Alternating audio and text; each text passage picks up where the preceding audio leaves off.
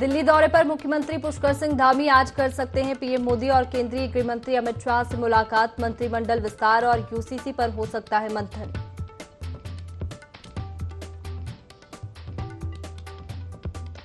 लोकसभा चुनाव की तैयारी में जुटी बीजेपी राष्ट्रीय संगठन महामंत्री बीएल संतोष ने की सभी मोर्चा अध्यक्षों के साथ बैठक। पार्टी के आगामी कार्यक्रमों को लेकर हुई चर्चा।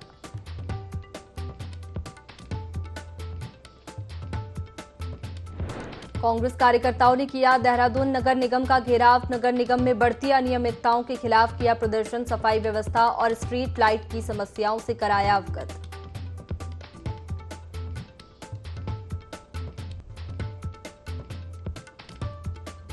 हरिद्वार में बाढ़ से प्रभावित पशुओं का आंकड़ा जुटाएगी सरकार। पशुपालन मंत्री सौरभ बहुगुणा ने 5 सदस्यों की कमेटी का किया गठन। हजारों की संख्या में प्रभावित हुए थे पशु।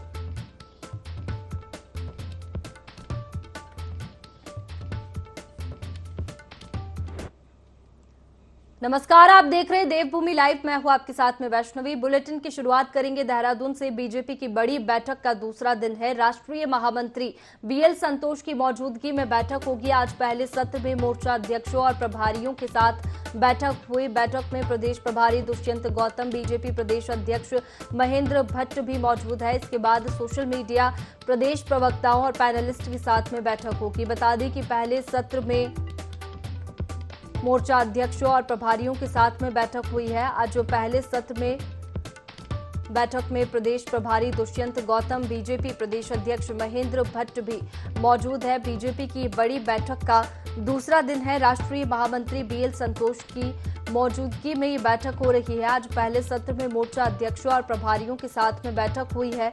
बैठक में प्रदेश प्रभारी दुष्यंत गौतम, बीजेपी प्रदेश अध्यक्ष महेंद्र भट्ट भी मौजूद है। इसके बाद सोशल मीडिया प्रदेश प्रवक्ताओं और पैनलिस्ट के साथ बैठक होगी।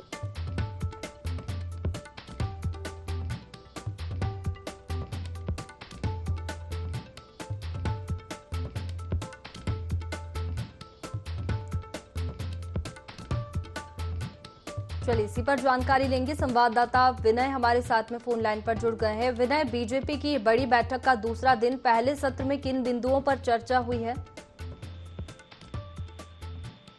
जी बिल्कुल, देखिए आपको बता दें कि जिस तरह से बीजेपी कोर ग्रुप की जो बैठक थी, यानी कि कल जो है बीजेपी कोर ग्रुप की एक बड़ी बैठक रही है, जिसमें कई महत्वपूर्ण जो प्रस्ताव है उन पर यहाँ पर मोहर लगी थी। इसी के साथ साथ आज दूसरा दिन जो है ये बैठक का रहा है, जिसमें आगामी लोकसभा चुनाव को लेकर के भाजपा लगातार बैठक कर रही है। और इसी के तहत आज बीजेपी ने प्रदेश मोर्चा की बैठक यहाँ पर आहूत की थी। बैठक के में जो है राष्ट्रीय महामंत्री संगठन बीएल संतोष ने जो है ये बैठक ली है। साथ ही राष्ट्रीय महामंत्री संगठन बीएल संतोष ने प्रदेश मोर्चे के अध्यक्ष को जो है 2 टूक अपने अपने क्षेत्रों में सीरियसली लिखने को जो है यहाँ पर कहा है। और साथ ही साथ आपको बता दें कि बीजेपी के 7 मोर्चों के अध्यक्ष, महामंत्री, प्रभारियों के साथ बीएल संतोष ने जो है ये एक अहम जो मीटिंग है वो यहाँ पर ली है, जिसमें आगामी चुनावों की रणनीति से लेकर पार्टी में एकजुटता से काम करने का जो मूल मंत्र है वो भी यहाँ पर दिया गया है। और बीजेपी के अगस्त में होने वाले जो प्रोग्राम है, सभी मोर्चों की अहम भूमिका और पार्टी से कार्यकर्ताओं को जोड़ने के लिए जो है इसमें निर्देश दिए गए हैं। जी चलिए ठीक है विनय, बहुत शुक्रिया आपका तमाम जानकारी के लिए।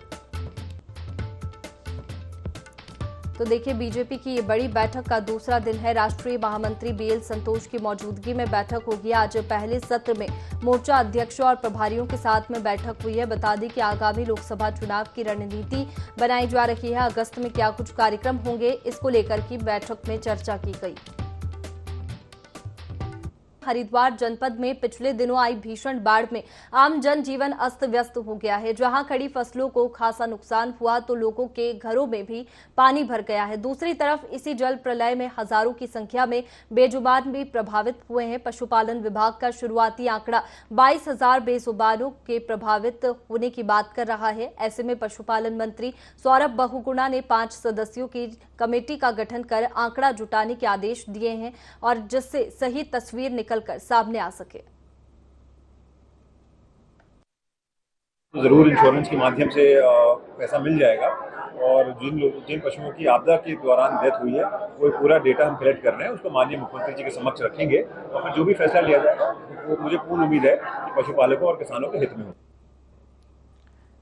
तो देखिए, खरीफ फसलों को नुकसान हुआ है और पशुपालन मंत्री सौरभ बहुगुणा ने एक समिति गठित की है। बता दें कि नुकसान के आंकड़े जुटाने के आदेश यहां पर दिए गए हैं। गंगोत्री के पूर्व विधायक आपदा प्रभावित क्षेत्र डिडसारी और मनेरी गांव पहुंचे, जहां उन्होंने ग्रामीणों से मुलाकात कर आपदा राहत कार्यों की जानकारी ली।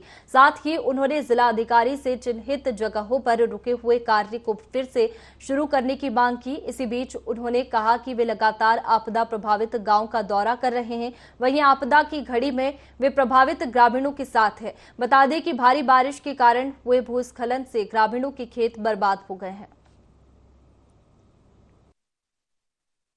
भारी बरसात के कारण गंगोत्री विधानसभा के अंतर्गत बहुत बड़ा नुकसान हुआ है। बारिश के कारण बहुत जगह जगह भूस्खलन हुआ है और ख़ासकर डिडसारी गांव, हमारा कुजन, जखोल और मस्ताड़ी, इन 4-5 और स्यावा गांव में बहुत ज़्यादा नुकसान हुआ है। भारी बरसात से वहाँ की तबाही हुई है, सड़क टूट गई है, सड़क बंद हो गई, खेतों का नुकसान हो गया, गाँव में कई जगह दरारें पड़ गई हैं, गाँव का अस्तित्व खतरे में आ गया है।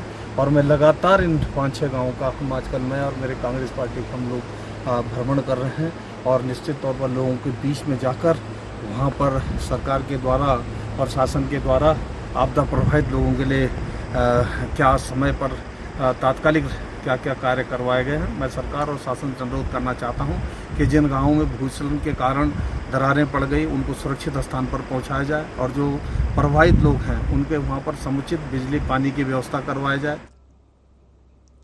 केदारनाथ की कठिन पैदल यात्रा करने के बाद कांवड़िये सकुशल वापस लोहाघाट लौट आए, जिसके बाद यात्रा प्रसिद्ध ऋषिकेश्वर महादेव मंदिर पहुंची और जहां शिव भक्तों ने जलाभिषेक कर भोलेनाथ का आशीर्वाद लिया। इस दौरान लोगों ने शिव भक्तों का स्वागत किया। इस बीच रामलीला समिति की ओर से 2 दिवसीय रामचरितमानस पाठ का भी शुभारंभ किया गया।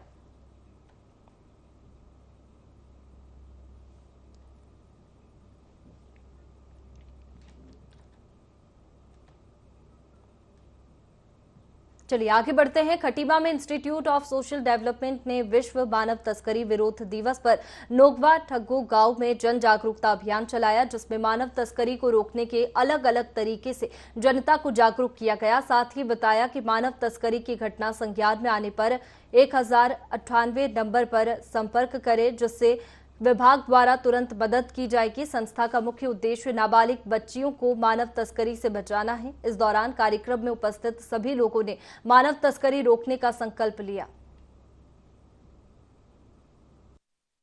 इंस्टीट्यूट ऑफ सोशल डेवलपमेंट हम लोगों ने आज नोगवा ठग्गू में विश्व मानव तस्करी विरोध दिवस के अवसर पर एक जागरूकता कार्यक्रम का आयोजन किया और मैं धन्यवाद दूंगी ईवैक क्रॉस बॉर्डर ऑर्गेनाइजेशन का, मानव सेवा संस्थान का, कि उन्होंने हमें आज के दिन को ऑर्गेनाइज करने के लिए सहयोग किया। साथ में पुलिस प्रशासन का, यहाँ के सभी ग्रामीणों का, स्वयं सहायता समूह की महिलाओं का, सभी लोगों का आभार और इस उम्मीद के साथ कि हम मानव तस्करी को मिल करके रोकेंगे। ऐतिहासिक आजाद मैदान को उत्तरकाशी की लाइफलाइन कहा जाता है। इसे रामलीला मैदान के रूप में भी जाना जाता है, लेकिन फिलहाल इस मैदान की स्थिति खस्ता हाल हो चुकी है। चारों ओर बस कीचड़ नजर आता है। जहां बच्चे खेलना चाहिए वहां जानवर लौटते नजर आ रहे हैं। और बता दें कि साल पहले नगरपालिका ने लाखों रुपए खर्च कर यहां घास उगाई थी, पर रखरखाव के अभाव में पूरी घास भी खराब हो गई। मैदान की इस स्थिति से स्थानीय लोगों में काफी आक्रोश है। जब से पार्किंग का हुआ मामला, इसमें काफ़ी स्थिति खराब है इस ग्राउंड की। बच्चों के लिए खेल की कोई सुविधा नहीं है। आप देख रहे हैं पूरे ग्राउंड में किस तरह की स्थिति खराब हो रखी है, हैं? हमारे नई नई प्रतिभाएं हैं, बच्चे हैं, आते हैं, खेल की भावना से आते हैं। क्यों हमारा उत्तरकाशी जनपद खेल के मामले में पीछे रहता है? इसलिए रहता है पीछे क्योंकि बच्चों के लिए कोई सुविधाएँ नहीं है। अगर बच्चों को एक बढ़िया मैदान मिल जाए, हैं, इसमें घास लगाई गई है, क्या फ़ायदा उस घास का? फिर वैसी की वैसी हो गई है। 4 दिन इसकी केयर हुई, उसके बाद फिर सारे प्रोग्राम इस ग्राउंड में होते हैं। नगर पालिका जो है उसको जैसे हमने फिनिशिंग पहले की थी वैसे करेंगे, क्योंकि वो यात्रा काल में बहुत बड़ी दिक्कत है अपने उत्तरकाशी में पार्किंग की। और हमारी भी जिम्मेदारी है कि जो 4 धाम से यात्री आ रहे हैं उनको हम सुविधा दें। कहीं जगह थी नहीं और डीएम साहब का भी बहुत अनुरोध था, इसलिए हमने ये रामलीला मैदान कुछ हिस्सा पार्किंग में दिया था। लेकिन अब जैसे पार्किंग बन रही थी उसके बाद तुरंत हम पहले तो पार्किंग बंद कर देंगे और उसको फिनिशिंग करके फिर से उसमें घास पूरा उगाएंगे और पूरी फील्ड को सुंदर और खेलने योग्य बना देंगे पूरा, और ताकि वो रामलीला मैदान खेल के लिए, सामाजिक कार्यों के लिए, राजनीतिक कार्यों के लिए उपलब्ध है। जिस मैदान ने आज तक उत्तरकाशी जनपद की कई ऐतिहासिक रैलियां, धार्मिक अनुष्ठानों एवं यहाँ पे जो है भव्य जो है पौराणिक माघ मेला का आयोजन भी किया जाता है, लेकिन पिछले कुछ सालों से इस मैदान की जो है स्थिति बहुत जर्जर है, क्योंकि काफ़ी टाइम पहले तक यहाँ पे जो है कई खेल प्रतियोगिता आयोजन किया जाता था। यहाँ के जो स्कूली छात्र हैं, स्थानीय लोग हैं, यहाँ पे जो है सुबह सुबह प्रैक्टिस करते थे, लेकिन फिलहाल जो है इसकी स्थिति बहुत जर्जर है। नगर पालिका ने काफ़ी टाइम पहले यहाँ पे घास लगाई थी, लेकिन यहाँ पे जो है पार्किंग बनने के कारण से जो है उस घास का नामो निशान कहीं पे नहीं दिख रहा है, लेकिन चारों तरफ गड्ढे ही गड्ढे हैं। ऐसे में कूड़ा निस्तारण के बाद जो है सबसे बड़ी चुनौती नगर पालिका के पास अब ये होगी कि इस मैदान का जीर्णोद्धार कैसे किया जाए। दीपक नोटियाल, ND24, उत्तरकाशी। बागेश्वर की कपकोट तहसील के अंतर्गत सरयू घाटी के सौग भुनार सहित 1 दर्जन से अधिक गांव में 3 दिनों से बिजली की आपूर्ति ठप है। ग्रामीणों को भारी दिक्कतों का सामना करना पड़ रहा है। ग्रामीणों ने बताया कि गांव में बिजली नहीं होने से संचार व्यवस्था ठप है तथा मोबाइल फोन बंद हो गए हैं। बच्चों के शिक्षण कार्य में भी व्यवधान उत्पन्न हो रहा है। गांव में जंगली जानवरों का खतरा बना रहता है। बिजली नहीं होने से ग्रामीण खतरे के साए में जी रहे हैं, जिसको लेकर ग्रामीणों ने प्रशासन से बिजली आपूर्ति बहाल करने की मांग उठाई है।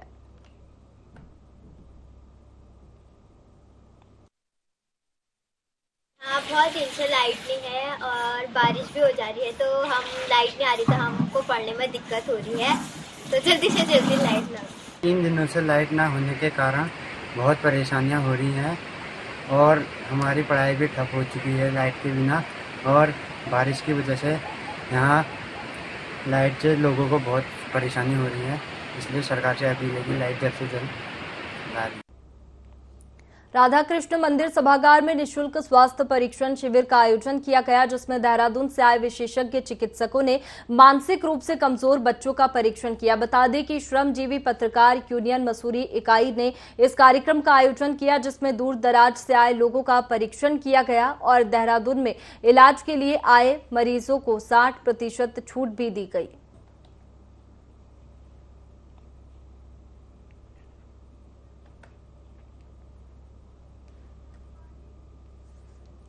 संत निरंकारी मंडल के लंबगांव में विशाल संत समागम का आयोजन हुआ, जिसमें जोनल इंचार्ज हरभजन सिंह, संयोजक सबल सिंह चौहान सहित मिशन से जुड़े संत महात्माओं ने समागम में प्रतिभाग किया। साथ ही संत निरंकारी मंडल दिल्ली ने देवी सिंह पवार पूर्व मुखी का त्याग पत्र स्वीकार किया और नए मुखी के रूप में धूम सिंह रागड़ को दुपट्टा भेंट कर मुखी की जिम्मेदारी दी गई।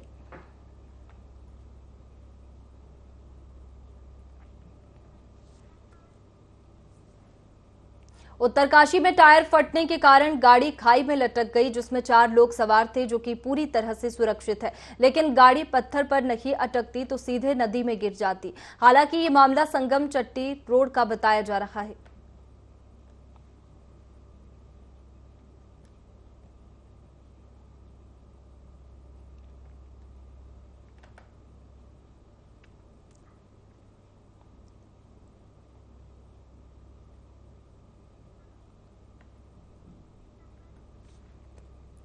देहरादून में महानगर महिला कांग्रेस के अध्यक्ष उर्मिला थापा के नेतृत्व में कांग्रेसियों ने नगर निगम का घेराव किया और जोरदार प्रदर्शन किया। यह प्रदर्शन नगर निगम में बढ़ती जा रही अनियमितताओं के खिलाफ किया। इस दौरान उर्मिला थापा ने कहा कि दुकान आवंटन से पहले उस व्यक्ति का सत्यापन नहीं कराया जाता है। जमीनों के खसरा नंबर प्रार्थना पत्रों में दिए गए हैं, उनकी जांच अभी तक नहीं हो पाई है। क्षेत्र में स्ट्रीट लाइटों की समस्या बनी हुई है। उन्होंने कहा कि यदि नगर निगम इसी प्रकार की अनियमितताएं बरतेगा तो उन्हें बड़े आंदोलन के लिए मजबूर होना पड़ेगा। और स्थानीय लोग भी और ये जो है नाले खाले जो बंद कर दिए जा रहे हैं उसके ऊपर, और जो लाइटें स्ट्रीट लाइटें हमें 4.5-7 का आश्वासन दिया जा रहा था, अब नई लाइटें लगेंगी, अब नई लाइटें लगेंगी। हम भी जनता को आश्वासन देते देते थक गए हैं। साईं मंदिर के सामने एक दुकान नगर निगम को है। नगर निगम ने उसको इतने अपराधी प्रवृत्ति के लोगों को किराए में दिया हुआ है और उनका नगर निगम की जमीन में बहुत अच्छा खासा मकान है, उसके नीचे कमरा भी किराए में दे दिया गया है। तो ये नगर निगम किसकी अनुमति से और कौन से नियम और कौन सा ऐसा काम। फिलहाल देवभूमि लाइव में इतना ही। आप बने रहिए IND 24 पर। नमस्कार।